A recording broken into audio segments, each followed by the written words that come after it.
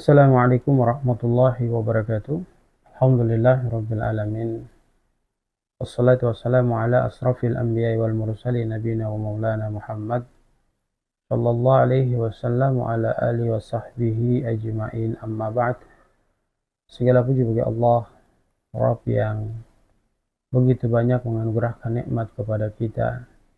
Mudah-mudahan dengan nikmat-nikmat itu kita semakin menyadarkan diri kita untuk selalu senantiasa melakukan amal-amal saleh, sebab itulah bekal, sebaik-baik bekal untuk diri kita. Allah tegaskan, man amila salihan min dzakarin aw untha wa huwa mu'min falanuhyiyannahu hayatan thayyibah. Barang siapa di antara kita, baik dari kalangan laki-laki maupun perempuan, ketika mereka beriman, lantas keimanan mereka diikutsertakan dengan melakukan amal-amal saleh, maka Allah akan memberikan kehidupan yang baik untuk diri mereka. Di sisi lain, Allah memberikan ketegasan, walau anna ahlal qura amanu wa taqaw la fatahna 'alaihim barakatin minas sama'i wal ard. Kalau sekiranya penduduk bumi atau sekelompok di antara kita memperhatikan kadar iman dan takwanya kepada Allah, dengan sebaik-baik memperhatikannya, la fatahna 'alaihim barakatin minas sama'i wal ard. Maka Allah Subhanahu wa taala akan menyediakan kepada kita kemudahan-kemudahan. Dari langit Allah berikan solusi, dari bumi Allah keluarkan solusi. Hadirin kaum muslimin wa jumratal mu'minin, jamaati bidah wal sunnah yang sama berbahagia, maka konsep ketaatan yang harus kita lakukan tidak boleh kita tawar-menawar dalam menjalani sisa kehidupan kita di alam permukaan buminya Allah Subhanahu wa taala. Salat ini salam kita aturkan kepada junjungan kita Rasulullah Muhammad sallallahu alaihi wasallam, keluarga, sahabat, dan insyaallah sampai kepada kita. Mari kita terus menguatkan ittiba kita kepada Nabi sallallahu alaihi wasallam, sebab itu adalah merupakan jalan yang terbaik bagi diri kita. Nabi sallallahu alaihi wasallam menjelaskan, man amila amalan laisa alaihi amruna fahuwa raddun. Barang siapa yang dia itu mengamalkan sesuatu perkara namun dia tidak merujuk kepada apa yang dicontohkan baginda dan para sahabatnya, maka amalan itu fahuwa raddun, akan tertolak. Hadirin kaum muslimin jamaah sama dirahmati dan dimuliakan Allah.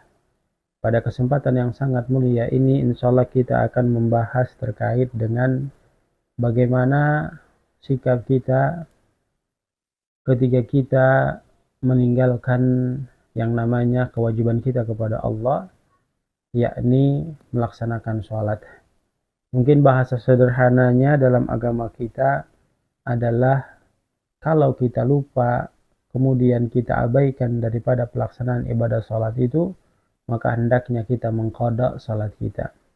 Hal ini ditegaskan oleh Rasul SAW dari kitab Al-Bukhari, hadis ke-562.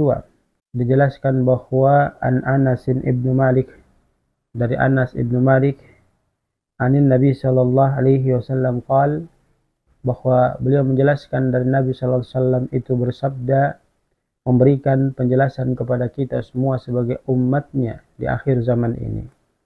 Man nasiya salatan, barang siapa, kata Rasul sallallahu alaihi wasallam, nasiya salatan, yang dia itu lupa untuk menunaikan kewajibannya, yakni melaksanakan ibadah salat, fal yusalli idza dzakaraha, maka hendaknya dia segera menggantikan pelaksanaan ibadah sholat yang dia lupakan atau yang dia tinggalkan. Kemudian dijelaskan oleh Nabi sallallahu alaihi wasallam dalam hadisnya berikut, la kafarata laha illa dzalik. Maka kondisi demikian itu adalah merupakan sebuah tebusan yang harus dia lakukan, karena itulah yang memang dapat mengganti daripada dia melupakan sholat yang telah dia lalaikan. Sehingga Nabi SAW menjelaskan bahwa tebusannya adalah dengan mengganti atau mengqadanya. Hadirin yang sama dirahmati dan dimuliakan Allah Subhanahu wa taala, kalau kita lihat keterangan hadis yang baru saja kita dengarkan, memberikan pengertian kepada kita bahwa sesungguhnya salat adalah suatu ibadah. Kata Nabi Shallallahu Alaihi Wasallam, yang diperintahkan oleh Allah Subhanahu wa taala kepada seorang muslim. Ya, jadi salat adalah merupakan suatu ibadah yang diperintahkan kepada seorang muslim.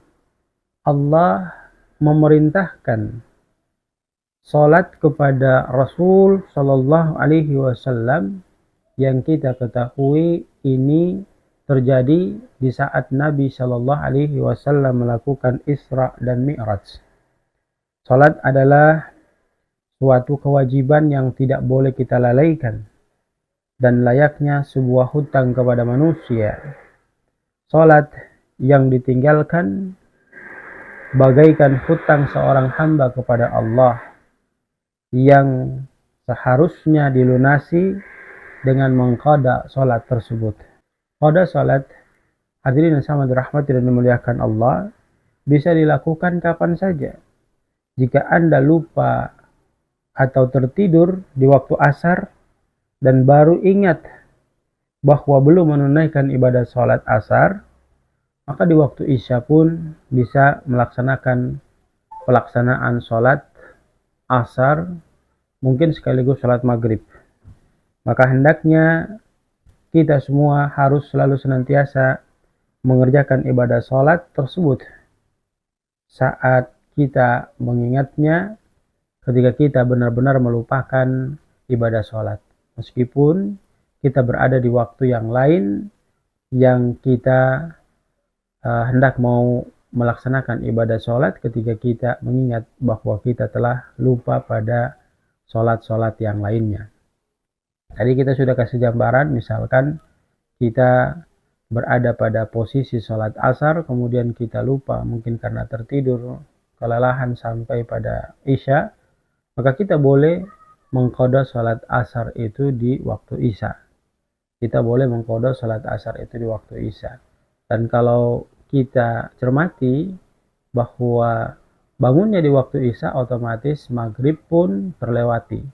Maka hukum yang harus dilakukan adalah melaksanakan ibadah salat yang kita lupa di waktu isya tersebut.